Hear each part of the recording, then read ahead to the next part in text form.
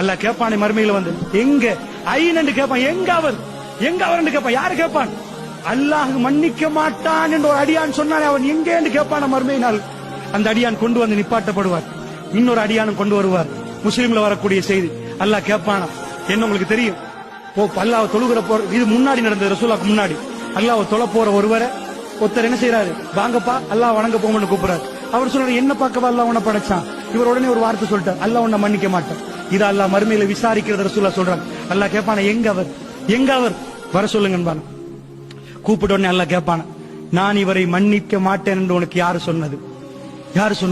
என் அதிகாரம் உன் கையில் எப்படி கிடைச்சிச்சு?